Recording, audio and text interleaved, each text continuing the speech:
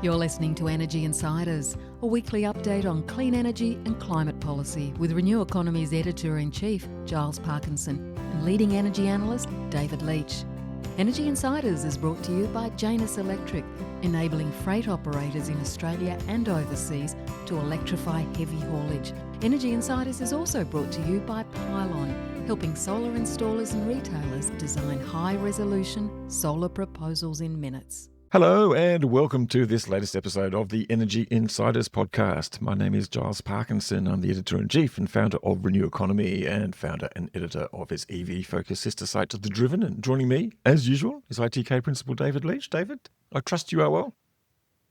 Giles, I'm well. It's been a week of conferences and also a week of news that Renew Economy and its sister sites itself hasn't. We've got a new senior reporter joining the team. Oh, we do indeed. Yeah, no, absolutely delighted to announce last week, and I should have done it in the podcast last week as well. But Peter Hannam, formerly of the Sydney Morning Herald and The Guardian, and more recently of the Climate Change Authority, is joining us. So that is going to be very good. And we've got a new digital producer, Talia Regan, who was at the Clean Energy Conference running around sort of causing havoc by and asking anyone and everyone to appear on the videos, and he'll be putting that. And one of the things about that he's going to be trying to do, and we're trying to do, is to sort of reach out to different channels, a younger audience, and get more engagement, because we've got a fantastically big audience.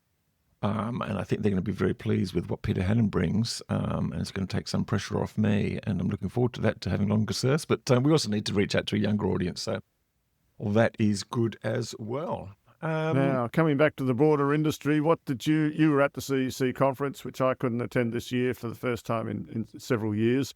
What were your takeaways? Well, I thought you actually did the best summary of it all, and you weren't even there. And your summary was basically a lot of talk going on and a good place to do that. So, yes. It did actually strike me that there was, I don't know how many thousand people there were there. There was 1,500 people at the dinner, which I wasn't actually at, but there was, well over 1,000 people at 1,500 people at the dinner, all close friends, no doubt. No doubt. Yeah, there was a lot of talk about the wind industry. I just think there's a lot of people here talking about the wind industry, but not doing very much. So that was really striking. I did like the fact that it started off with a climate focus and had Rear Admiral, God, his name is forgotten. It's amazing what a number of different... Rear Admiral Barry, sorry. Yes. Yeah, absolutely. Just sort of pointing out just the sort of the climate and security risks from climate change. Look, I still go back. One of the things that struck me about the Copenhagen Climate Conference, and that was a bit of a disaster in a way, but quite profound in many ways.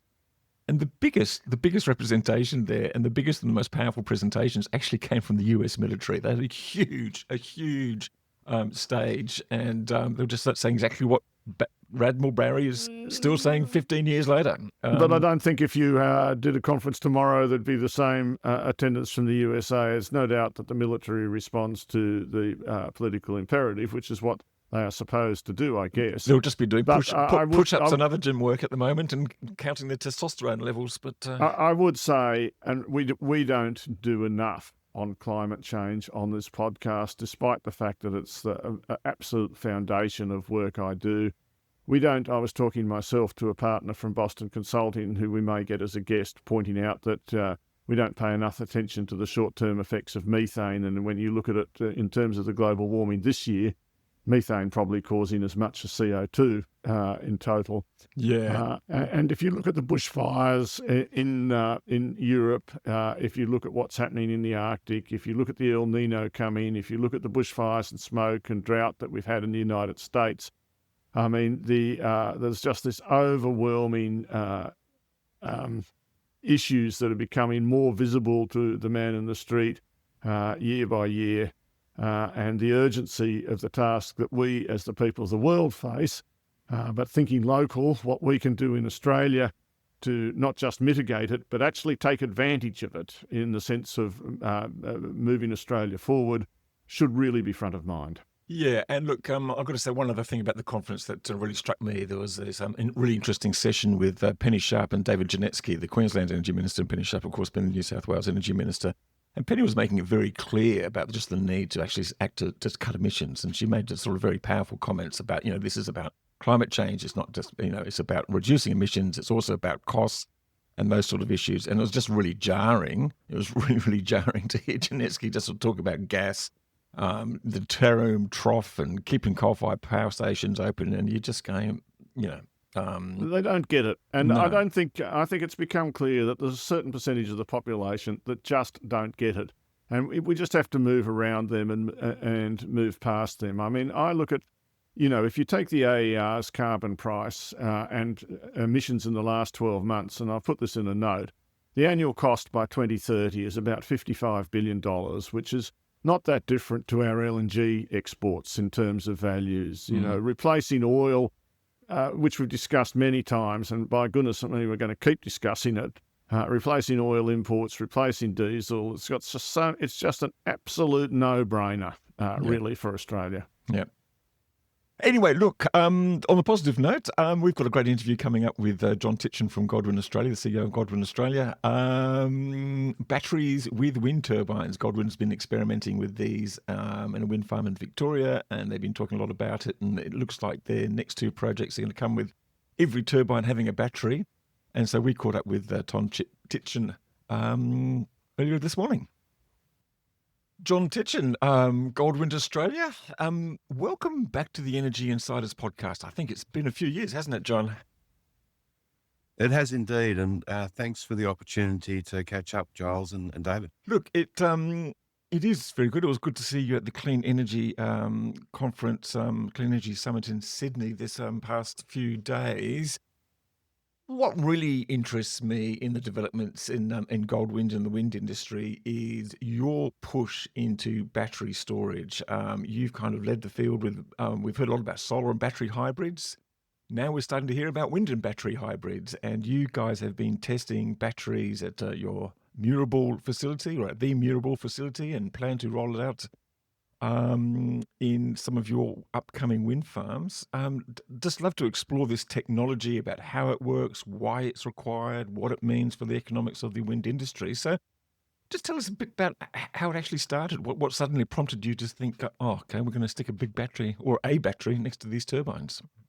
So Goldwind's focus really is on innovation and the energy systems, and so these hybrid approaches are something that's pretty much in our DNA. So turbines is obviously our main product, but back in the day we did the first wind solar hybrid at Cullen Range, and then at White Rock. So the integration, the sharing of infrastructure, the synergies that you can gain is something that's quite interesting to us. We're also obviously focused on how do you get the higher penetration of renewables into the market. For the batteries, clearly we need additional capacity, dispatchable capacity as we go forward. There's going to be shortfalls increasing of dispatchable plant. So bringing the two together, bringing the dispatchable batteries together with the wind, sharing the infrastructure of a wind farm is something that we see as a very cost-effective way of deploying the storage, or probably more importantly, in the current climate, making wind more competitive. And so that's really probably the key thing that we're seeing at the moment is how can we hybridize in order to increase the competitiveness of wind. It's really interesting then. So I'm just wondering whether the battery then is needed for the wind farm so it can actually avoid those negative prices. And then by doing so, then it can actually accept a more competitive offering when it comes to off-takers and things like that. Is that kind of what is the plan? Yeah. It's interesting. There's a range of different perspectives that you can apply to DC coupled batteries with wind. One would be moving the production of the wind from low value periods to high value periods. Another would be that you're able to run a battery in a normal sort of battery mode when there's no wind. So they're quite different, use cases. But if we look at negative pricing, it actually makes more sense to turn the wind off and charge the battery, earn revenue, but not run the wind, because there's, the signal in the market is that demand is needed, not more supply. So in that use case, in that 5-minute period or 1 hour period or whatever it might be, that's the case. You charge the battery, turn off the wind. But it might be that there's a modestly low price for the wind. Better to store it in the battery and then redeliver it in a higher price period. Or the price might be quite high, and then you want to run the wind, but you haven't got enough wind to fill up the connection for export, and then you run the battery hard. And so it's a combination of all of these things, and they all add value. And what that enables you to do then is dispatch the wind, sell the wind on a more competitive basis than you otherwise would.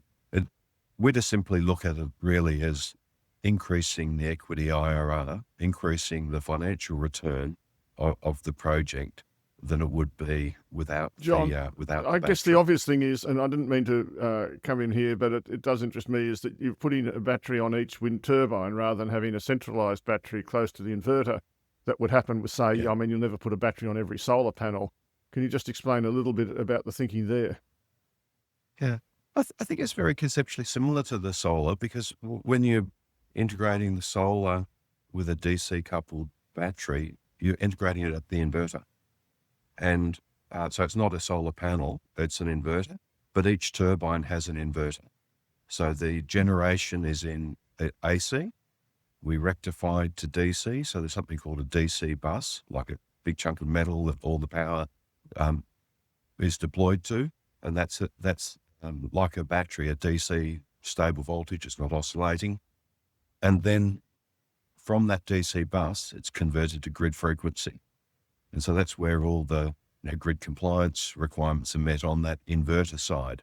So effectively, the turbine converter has a rectifier converting to DC, and then an inverter converting back to AC. So what we're doing is plugging the battery into that DC point inside the turbine.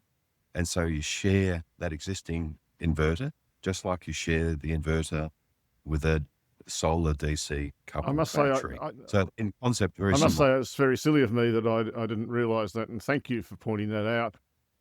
It's always humbling to realise this is your last podcast, David. I'm sorry. You've crossed the red line. Humbling to learn how little I know sometimes. The point there, David.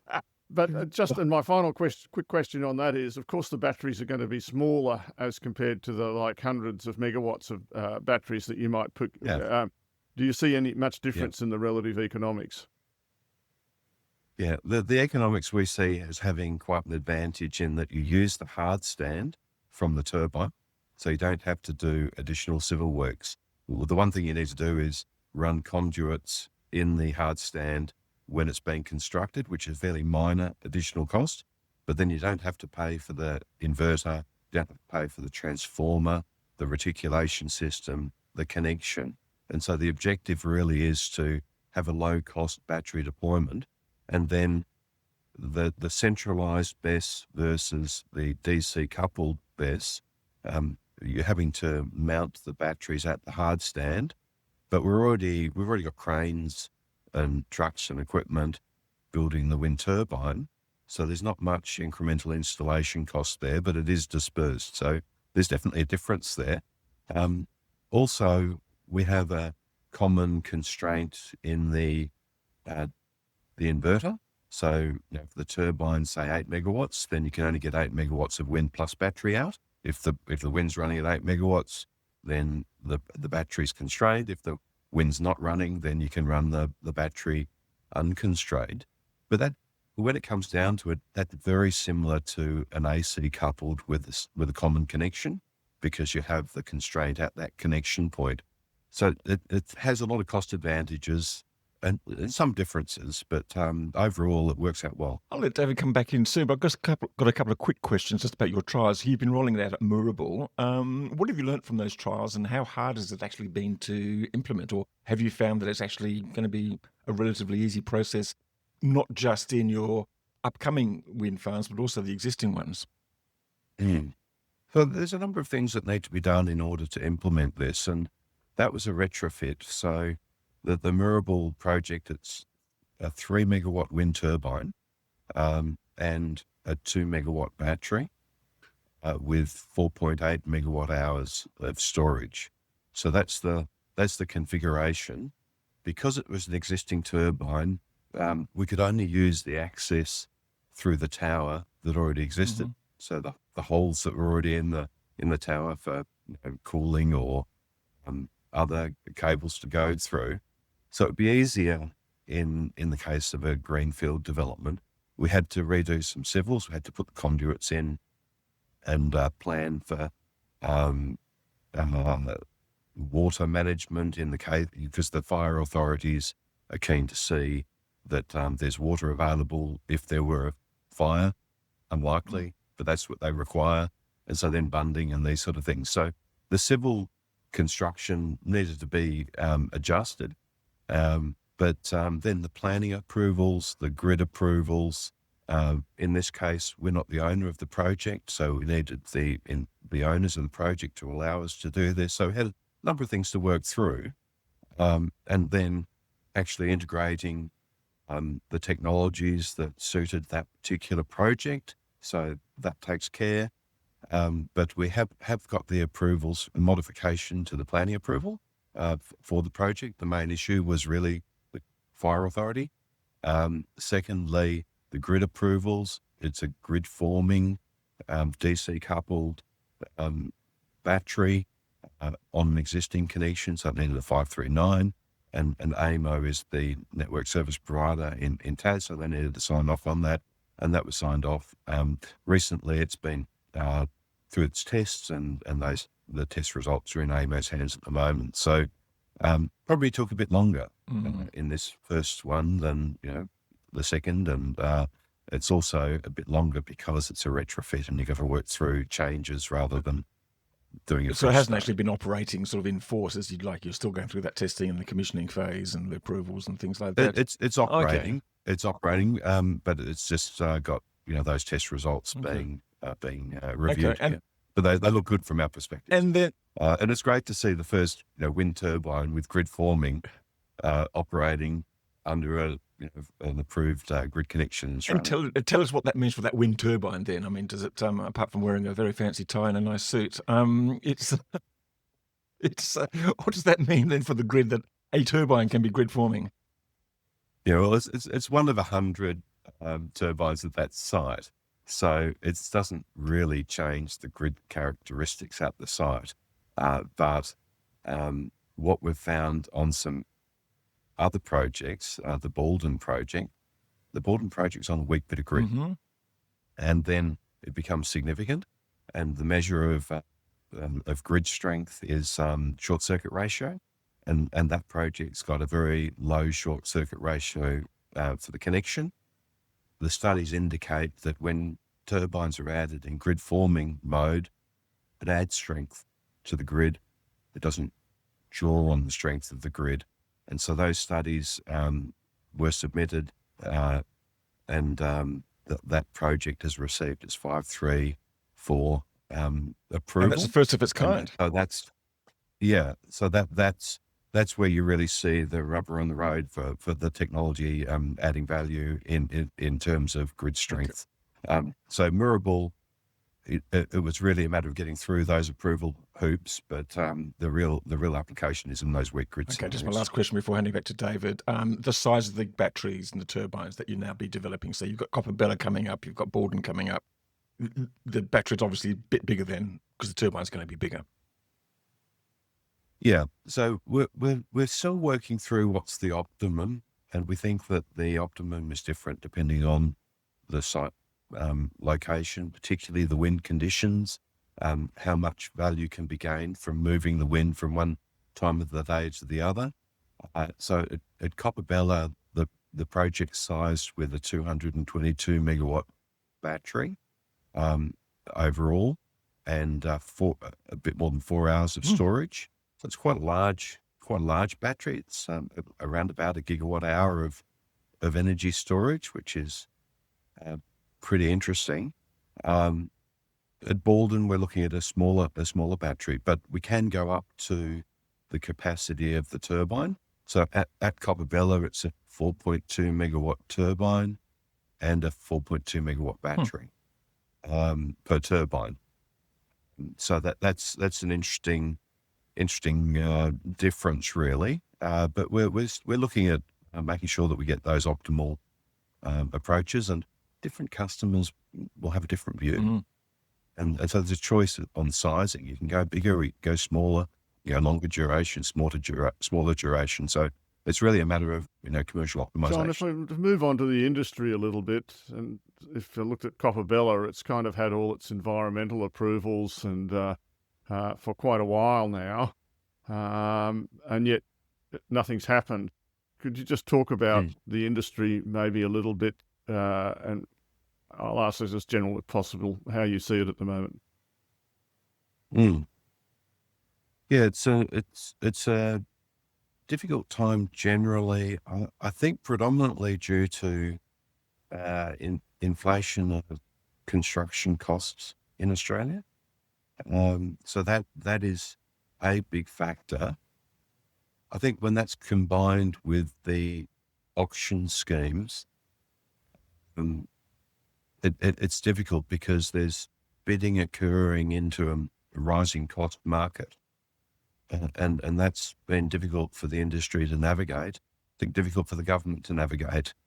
How can that be effective?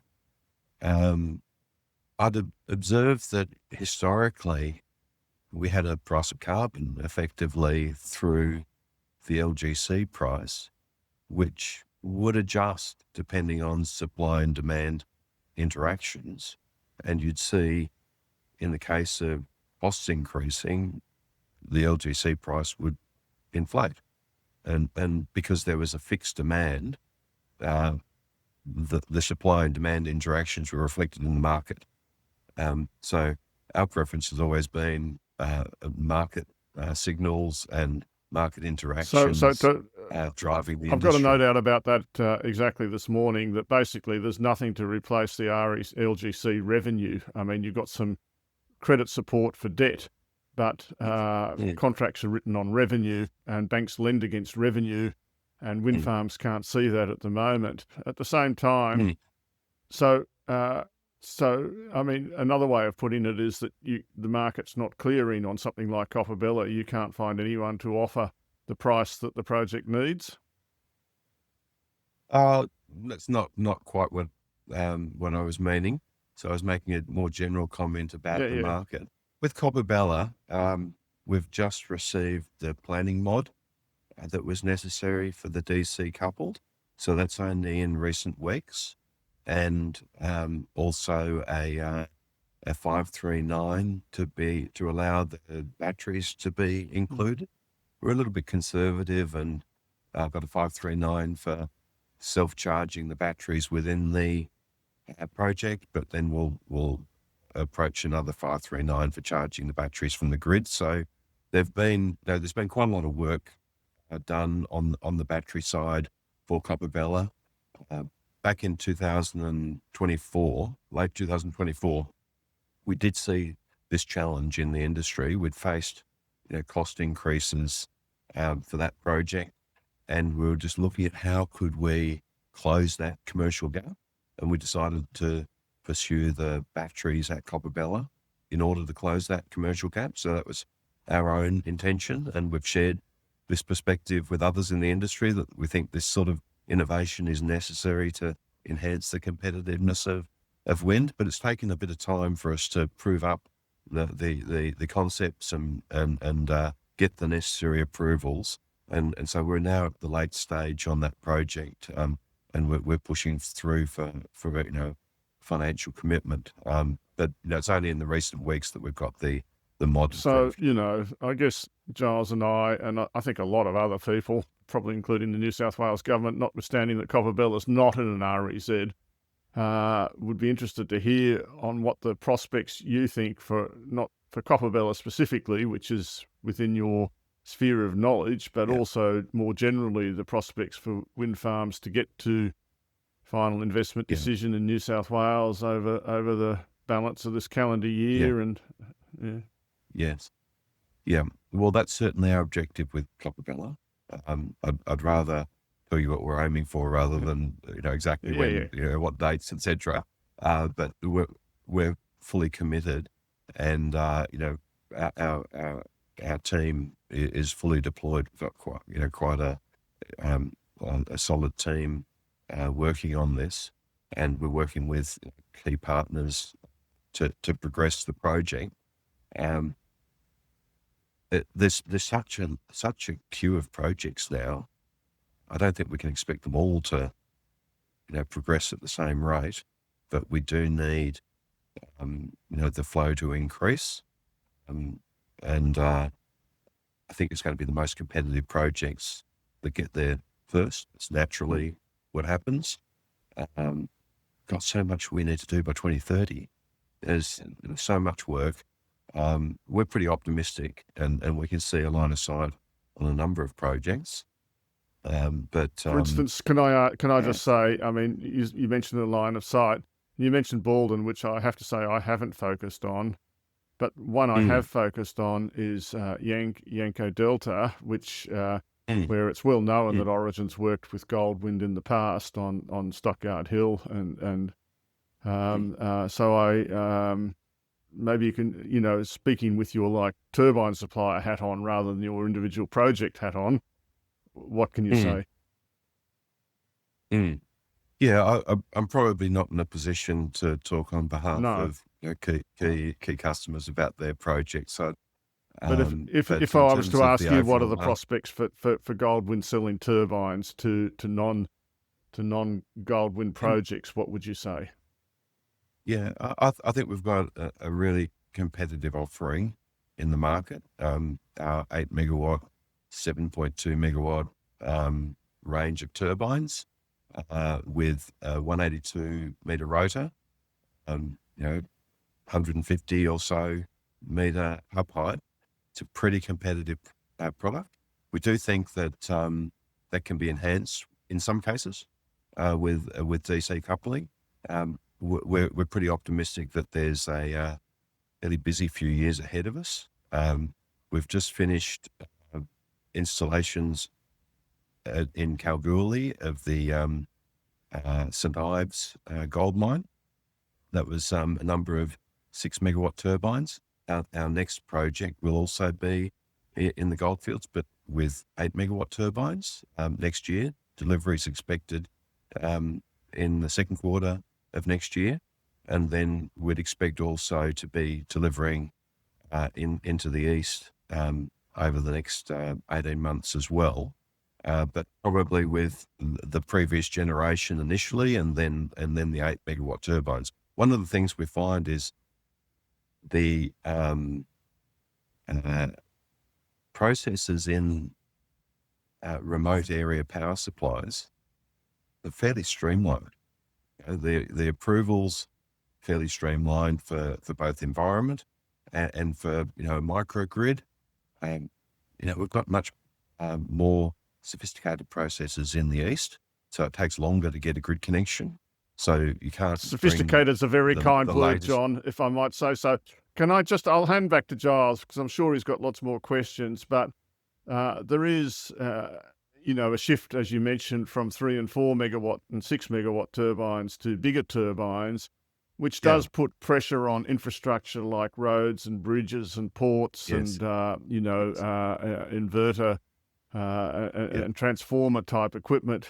In your view, is the underlying infrastructure in the east of Australia, and I do think New South Wales, are able to cope with it all? I've had a worry that we can't deliver more than one turbine a week or something into New South Wales, and I'll still be talking about this if I was alive in another 15 years. Yeah. I think there is a concern that we need to do good preparation work for deliveries. And, the renewable energy zones, the work tends to be quite condensed. And so the interactions between the projects, the amount of deliveries that are needed on the roads is quite significant. I'd say bigger turbines whilst that necessitates maybe more road modifications, particularly sharp corners, might be loads on bridges, these sort of things. Bigger turbines means less oversize, overmass loads. They're just individually bigger loads, but it's less number of oversize, overmass. So I think there's pluses and there's minuses, but overall I'd say pluses that you can get more megawatts through. We've found that projects in Queensland, the police escorts can be quite a constraint because you need to have police escort for the oversized overmass loads beyond certain dimensions. And then it needs to be an off-duty police officer. And so that's a constraint in terms of availability of resources. Then you need to coordinate that with other parts of the logistics supply, the truck drivers, the availability of vehicles, etc. Might even be weather constraints. But our experience in Queensland is that delivery rate is a sensitivity, and it's certainly top of mind for projects in New South Wales.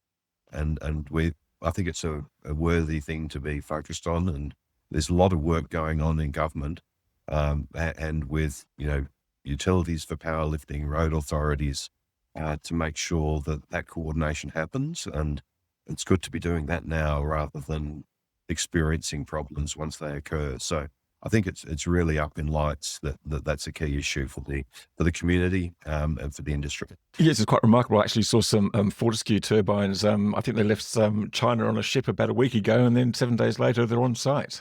Just sort of take it down to the port and then just put it on a truck, and they can just follow the rail line up the dirt track. But there's no sort of trees and road signs and other things to get in their way. Do you have a sense that things are getting harder or easier then? Are we solving the problems, or are we actually creating more problems just with logistics? Because it has been an issue, and I'm hearing from other various developers that they've had to even think about going to a different port. Some people are saying Newcastle's too congested. We're going to have to bring it in from Geelong or from Adelaide. That adds to the complexities. New routes have to be looked at, and just the level of detail that goes into, which light pole do we have to move? Which road sign do we have to go? Which hedge do we have to chop? How many spotters do we need on this corner and that corner, etc.? It's extraordinary. Yeah, I think that's normal business, and we're doing more. So there's more of that needs to be done. Some of the projects are quite remote. Delivering to Kalgoorlie from Geraldton, it's a long way. It's a long way, 1,000 kilometres or something of this nature. There's long distances. So yeah, I think it's the same sort of work. Different dimensions, same process, but we do have the potential to hit more constraints with more projects happening at the same time. And I think whilst it's sort of conventional work, we need to do more planning and more coordination and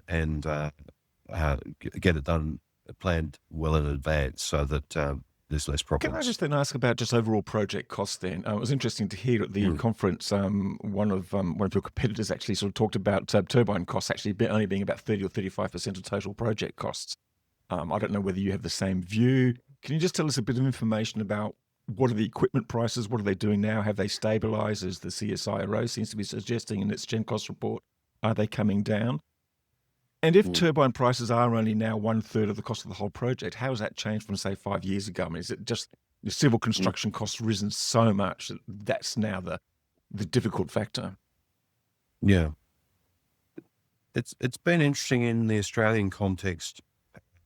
We've always had relatively high construction costs, but the inflation in construction costs post-COVID, the tail end of COVID, it really stepped up. We saw significant step up in civil and electrical construction works.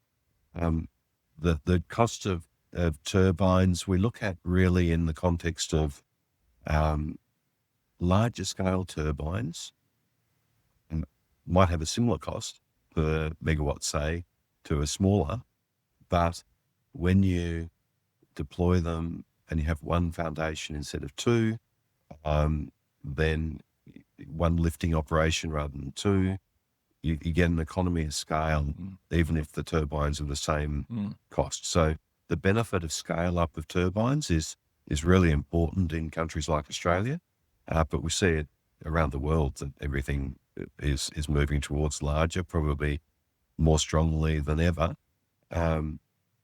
We're not seeing the same step up in turbine costs, and turbine costs are more stable. There are changes in material costs that occur, but the significance of the cost increases have really been local, unfortunately. And we've got quite a pipeline of projects that are being tendered, and that, I think, stresses supply chains locally, really. But we've all seen the cost of the fuel flow through. We've seen in inflation, and then cost of employing people increase. So there's upward pressure on a number of fronts. If you were the government and it was just one, and all these projects were all had one operator, one. I don't mean the government, but it's, I've often wondered, isn't there a possibility of industry sequencing? It seems quite obvious to me that there's only so many skilled wind farm managers, if you know what I mean. There's only so many skilled electricians. There's only so much concrete. There's resources that have to go along the road, sequencing of stuff that has to come through the ports and so on. And if it seems just blindingly obvious to me that if we sequence things properly, that you'd come down the learning curve, and the third project would probably be doing things a lot more efficiently than the first one, and so on. And if we had a steady flow of work, the industry and consumers and everyone would be a lot happier. Yeah, I think there's a great pool of experience across the industry. So I think the learning, much of the learning has been gained over recent years, and there's quite a few participants in the market. I do see that there's potentially competition between different sectors of infrastructure build, and I did note that the Federal Minister King was looking at the infrastructure pipeline and making sure that the right things are prioritised, and that we don't try and do everything at once across the economy. So I think we should look at this from a wider economy as point opposed of to view. nothing at once, which is what I sort of feel at the moment. Sorry. Well, no, I think the wider economy context really does result in the inflationary costs in our industry, and we can't do. We compete against roads and tunnels and railways in terms of the resources. So prioritising renewables is clearly a government role. That's their intention.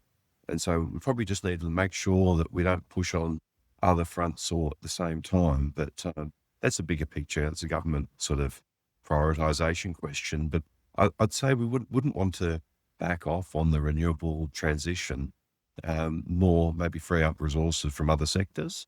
And we just see, for example, in our maintenance team that there's people will move from one sector to another, mining to renewables. It's a different logistic for people individually to be working on a routine maintenance at a turbine rather than maybe flying to a mine site. It's quite a different logistic. So we do see people moving from industry to industry, and I think that overall demand for people is a factor. But when you've got something like the oil shock, that's a bit unavoidable, and there's a lot of fuel used in moving earth when you're building a wind farm. John, just get back to batteries and the hybrid form sort of structure that you guys have been experimenting with and now rolling out with your next two wind projects. I actually remember, I think it was a decade ago, I think it might have been Josh Frydenberg, actually, the energy minister, who just sort of said at the time that all wind turbines should come with batteries. And I'm not too sure whether he was trying to be helpful then or just sort of stand in the way of the market. But now we're seeing it. Things have changed. The market has very much changed. How important is this sort of hybridization of wind energy going to be just for the future success of wind projects, do you think a lot of them will come with battery storage? Do you think it's potentially transformational for the rollout of the grid? We're certainly seeing that that's been the case with solar. You do not see a standalone solar farm now, or well, hardly ever. They're all coming in as hybrid formations. Is that going to be the same with the wind industry? I think it can help close that value gap between the cost of wind and what where the power purchase market's at, or how you can win a CIS tender or an eSIM tender in the future. So I think it's improving the competitiveness and should help us achieve a good contribution from wind. When we're looking at wind, solar, batteries, how do we get the wind contribution, which we need because of the diversity of the resource from wind? We need the right balance there. I think it can help us achieve that right balance, help more wind farms be viable. There might be projects that don't need it, but for those that maybe more on the margin, can help make them competitive.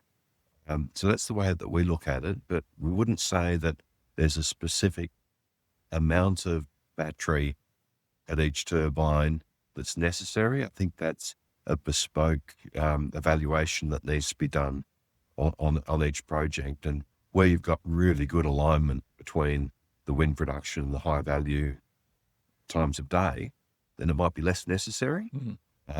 But when you combine it with grid forming, a small battery with grid forming can work in a really weak grid. So it can also open up new areas of the network. We're pretty keen to see the maximum use of the existing network. Some of the res processes take a long time to get through, particularly where you're developing out the grid. It takes a long time to plan, get the planning approvals, deploy those projects.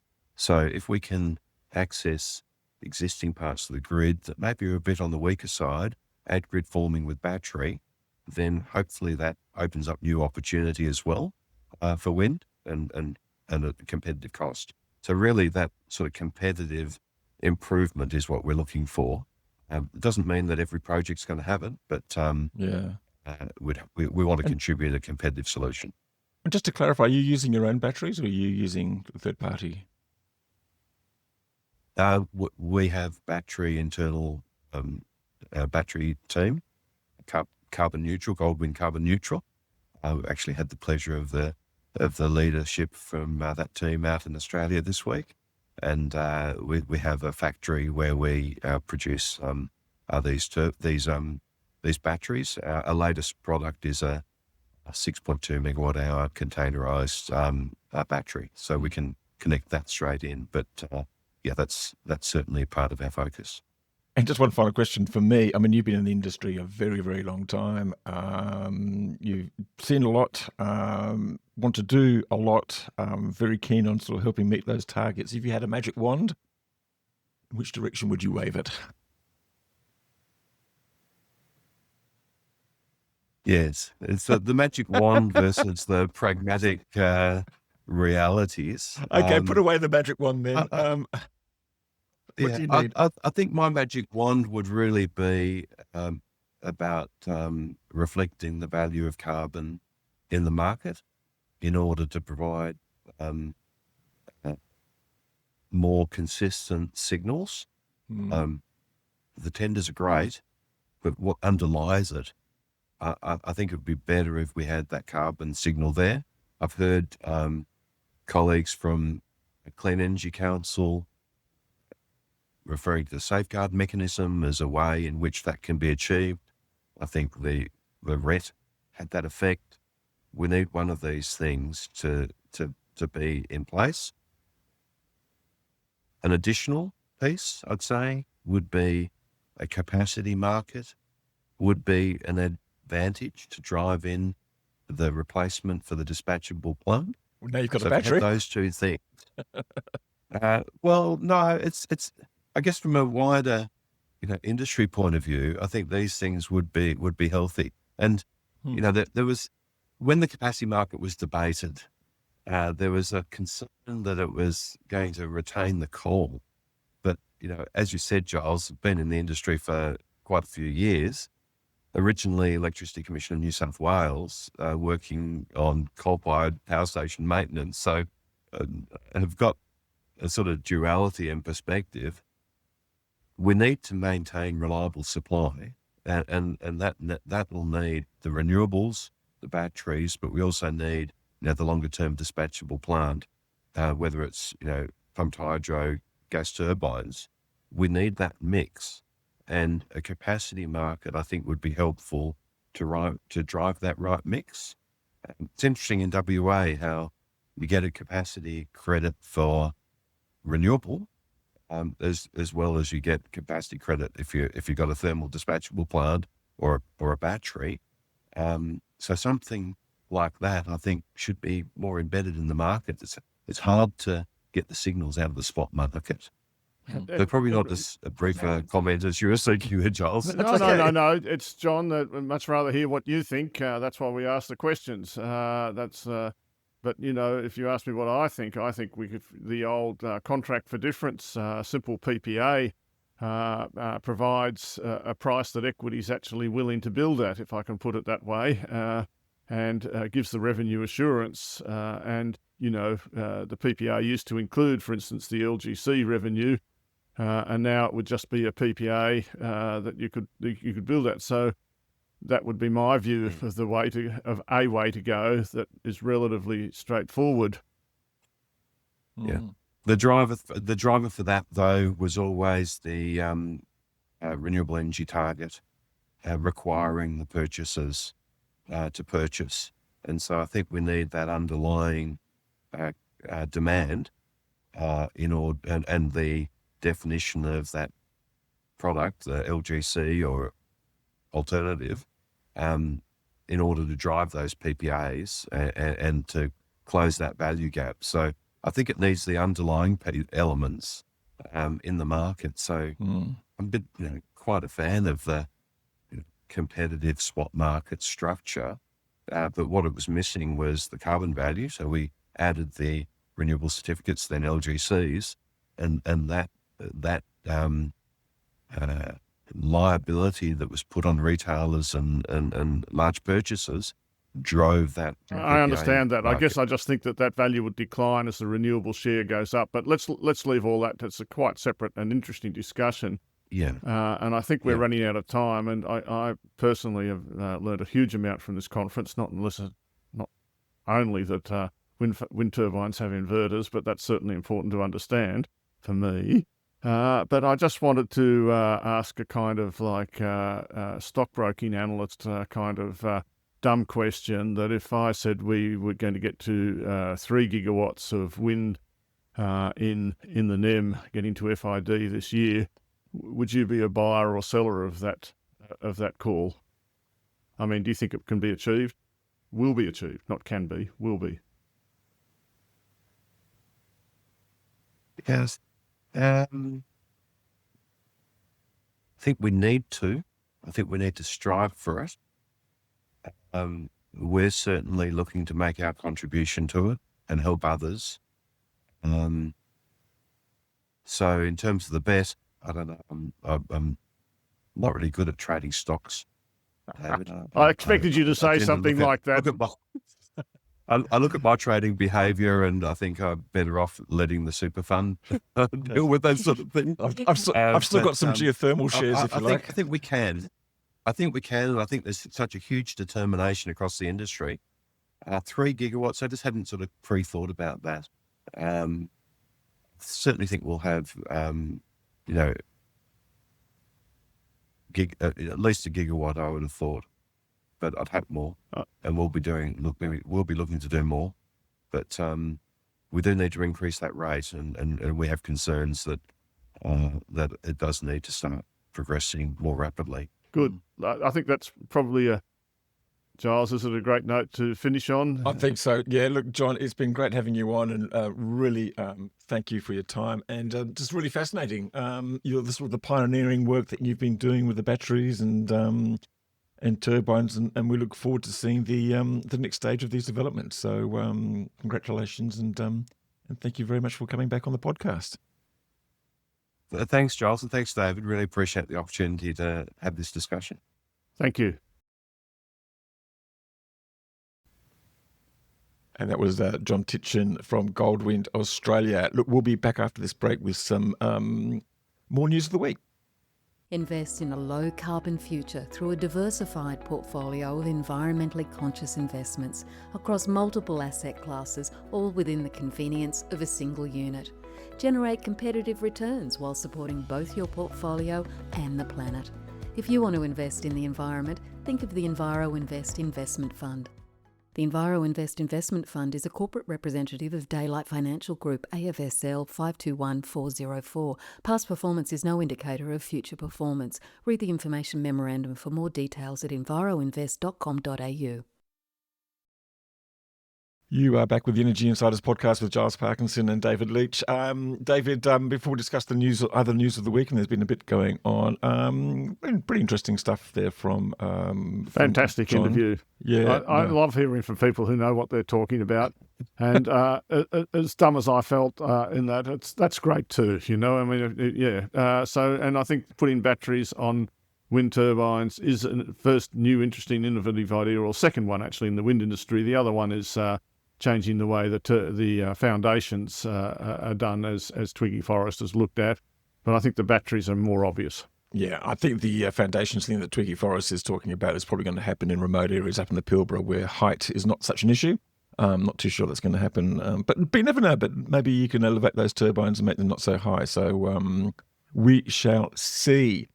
Now, in other news, I guess the big and the surprise announcement, I think it's stunned many people in the industry, is the resignation of Lily D'Ambrosio. She's announced amid all the political turmoil in Victoria that she's leaving politics, not going to recontest her seat, and is stepping back from her role as energy minister. A lot of plaudits for the work that she's done. She's been the energy minister since 2014. And I think if you actually put in the context of what she has done, I mean, when she actually turned up, it was in the middle of the Abbott government federally, so she was fighting against, a really hostile federal government. But Victoria was the first to put in legislated renewable targets, legislated emissions targets. She's met the targets. I think the goal was 40-something% by 2025, 60% by 2030, 95% by 2035, which of course, assumes and requires the exit of all the coal-fired power stations in that state. A lot of very complimentary remarks. I mean, her reign hasn't been perfect. There's been the disaster in the manner in which the transmission planning was done, but that probably wasn't her fault. It was probably the way that AEMO went about it. She sort of yanked that back and gave it to Vic Grid. There's question marks about the offshore wind strategy, but overall, I'd just like to sort of congratulate Lily on a fantastic innings as we work. Oh, I wish we could talk about things, describe things other ways. But look, a really important contribution, and she will be missed. And I think there's a great deal of uncertainty now about one who replaces her. Maybe it's already been announced as we're recording this, but also what happens in the election, which is coming up in a couple of months. No, I agree with all of those comments. Absolutely, completely, Giles. And I will say fantastically well done. But equally, change brings opportunity as well as issues. And, I remember when I started at Ord Minnett back in about 1988, a stockbroker, speaking to a very experienced financial advisor there. And he was talking about the most important person he knew was in Rookwood Cemetery, and I mean, I don't mean that only that as everyone is replaceable, and I want to pay a huge amount of tribute to myself to Lily D'Ambrosio, because I think anyone who studies the industry can recognise what a powerful force she's been, and I can think of few people who've contributed more. But it is also the next person, in the same way that we saw in New South Wales, where Matt Keane did a fantastic amount and continues to do a fantastic amount, but Penny Sharp has come in and arguably making just as great a contribution. So, the world moves on. No one is irreplaceable. Indeed. Getting on to some other news then. David, we actually had some progress on wind farm connections and PPAs and even financial closes and things like that. I've actually got them written down because there's been so many I couldn't remember them all in my head. So Narrogin Wind Farm owned by Neoen, who are very good at getting projects built, as we've seen, 179 megawatts, contract with Envision, a competitor to Goldwind. So that was interesting. Started construction, haven't got PPA, but importantly, have got the PPA with Synergy. And that's one of the wonderful advantages of having a state-owned utility, sort of the government be able to tell the utility, sign these PPAs, please. But it's also a disadvantage because they can say, don't sign these PPAs, please. As we've seen in Queensland. So we've also seen this week Jackson North, which is a project I had not heard about, 600 megawatts, signed a PPA with CleanCo. And 3 times in the media release, it says, subject to ministerial approval. And if you listen to David Janetsky at the Clean Energy Conference this week, you just wonder whether that... and he's the soft face, let's be honest. He's the soft face of Queensland. Well, the question I was busting to ask him is, are you really the energy minister in Queensland, or is that somebody else? Because, there's another faction. I mean, he's got the title and he's got the thing on his desk, but yeah. But look, in good news, I mean, that is it's a semi-positive start. It's not even going to start construction for another 2 years. That seems to be the way they do things in Queensland. But we've also had the Richmond Valley solar and battery hybrid. That's 2,200 megawatt hours of battery. That's the biggest solar hybrid in the country from Arc Energy. That's got enriched financial investment decision. Fraser Coast, another solar hybrid, also in Queensland, did the same thing. The Macomb Solar Farm refinanced and financing for a battery to be added to that. That was one of the first projects to get away in the CIS. And Carmody's Hill announced for the 3rd time that they started construction in South Australia. So they learned something from the government anyway, how to re-announce projects. And I might add, another story I'm kind of following is the long-running saga of Tomago and Snowy. And according to an article in the Financial Review, that seems to be making some progress as well. So, well, hopefully, I'm still wondering about the Snowy Hydro sort of reassessment. Even that's been late now, and it's probably the reassessment of the costs has sort of run over time and run over budget. Giles, the sort of sayings in the industry are very true. That good news travels quickly, and bad news doesn't travel all that fast. Really, let's be honest. But if you set a 9-month deadline to reassess the costs, and you can't even meet the 9 months, I mean, there must be a lot of costs that need to be counted. I know they've got a very fast abacus. That's all I can say.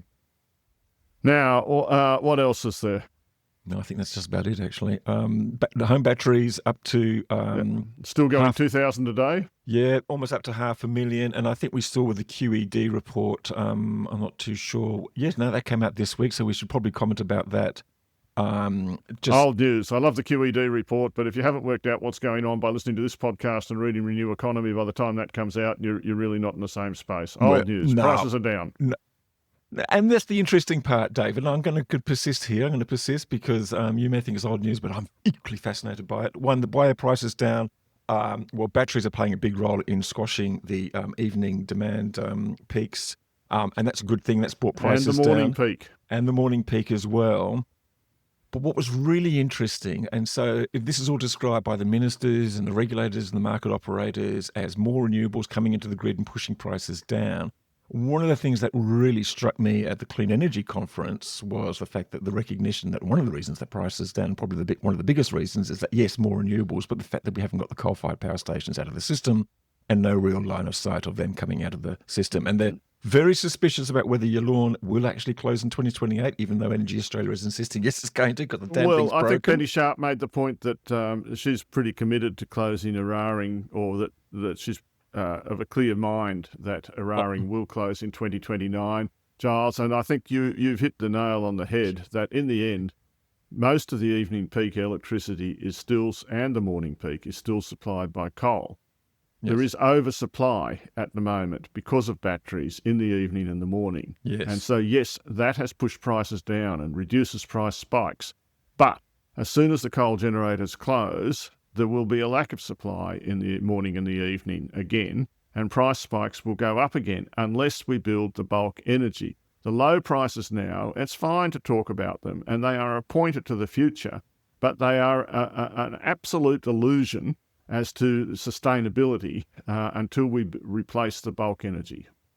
And that just leads to my final point. It was just interesting and a bit frustrating, I think, to sort of hear from the industry that, all the issues that they have in sort of getting to financial close, all the sort of various problems and connections and planning and things like that. I mean, ultimately is the fact that the owners of those coal-fired power stations to a person has not built a single panel or caused a single wind farm to be built anywhere in Australia for the last 5 or 6 years. And that is basically the problem. And really, that's why we probably needed those schemes like the RET and the other things that oblige them to actually do something, because unless you've got a government which is favourable to it, who owns the utilities, then you really can't do much, and that's the big problem. But they're scared of saying that because they don't want to offend the people that might one day actually buy their output. But we are being held hostage by these I big really think the utilities. federal government needs to do more. It's wrong to push it down to the state governments. I mean,